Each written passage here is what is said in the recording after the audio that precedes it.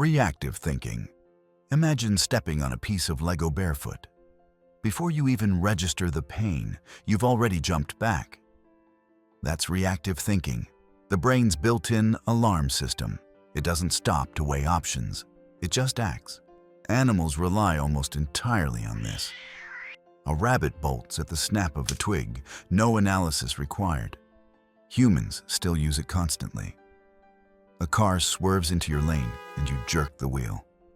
Someone tosses you a ball and you catch it without thought. It's fast and useful, but it's also shallow. It can't solve problems, only dodge them. Living only in reactive thinking is like being a fire alarm. Loud, urgent, but never asking why the fire started. Concrete thinking. Now picture a child with a puzzle. They see shapes, colors, and pieces. They put the red triangle where it fits, because it physically fits. Concrete thinking is literal. It's about things you can touch, measure, or directly observe. Adults use it too. A chef following a recipe to the letter. A mechanic swapping a broken tire with a new one. It works beautifully when the world is simple and clear. But it struggles with metaphors and symbols. Tell a concrete thinker, don't burn bridges, and they'll imagine fire trucks, not ruined friendships. It's practical, but limited to what's right in front of your eyes. Abstract thinking. Now replace the puzzle with a blank sheet of paper. Instead of fitting pieces, you're sketching ideas. Abstract thinking is the leap from what is to what could be. It's imagining freedom, justice, infinity. Things you can't hold, but you can describe. It gave us algebra, democracy, religion, and art. A physicist imagining curved space-time, a novelist building a fictional world, or a child pretending a broomstick is a horse, all abstract thought. But it's a double-edged sword. Abstract thinkers can also invent illusions, conspiracy theories, fantasies that never land in reality. Without grounding, abstraction can be just as misleading as it is inspiring. Critical thinking. Now imagine a detective at a crime scene. They don't accept the first story they hear. They look for clues, contradictions, missing pieces.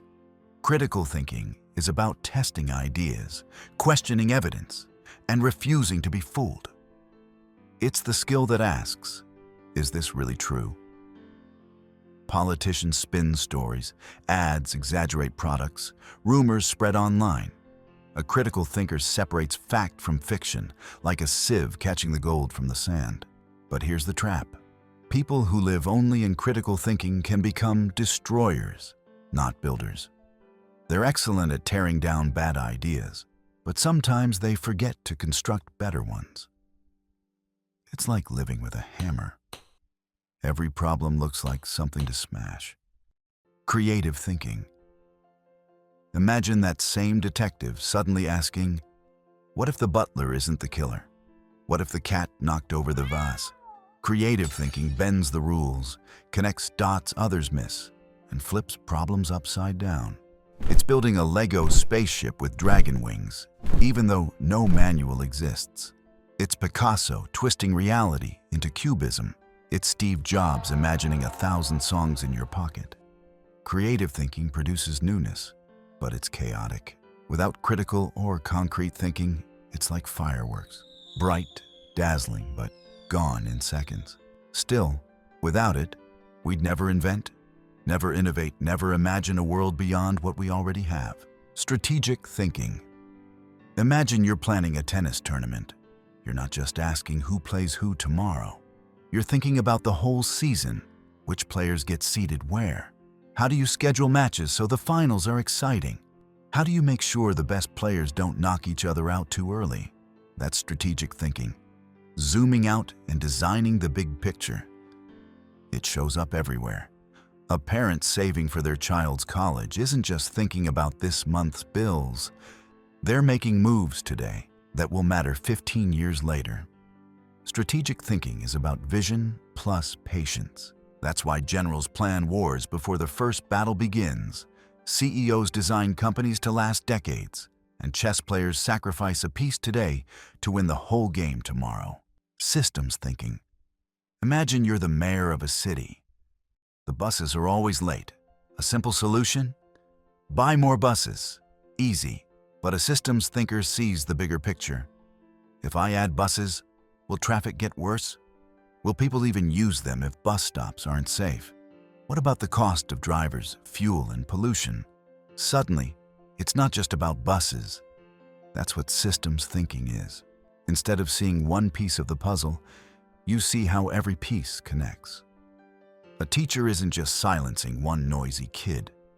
They're asking, if I let this slide, will the whole class follow? If I come down too hard, will it ruin the atmosphere for everyone else?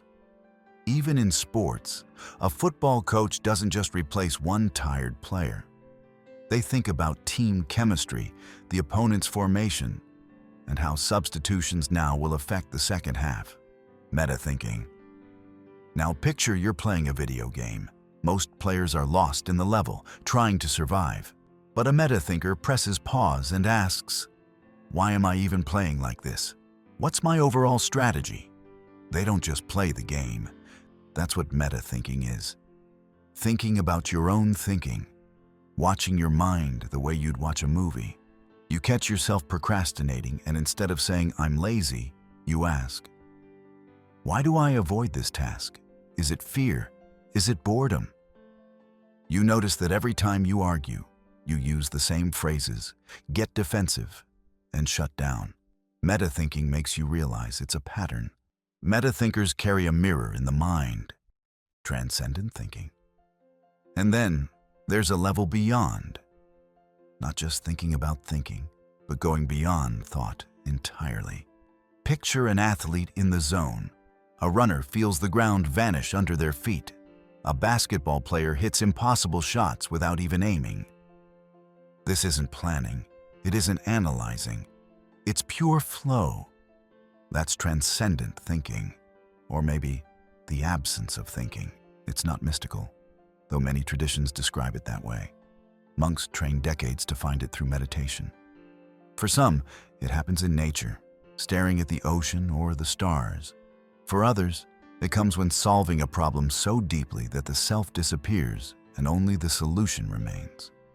Every other level still has you inside your thoughts. Transcendent thinking is when the walls of the maze dissolve.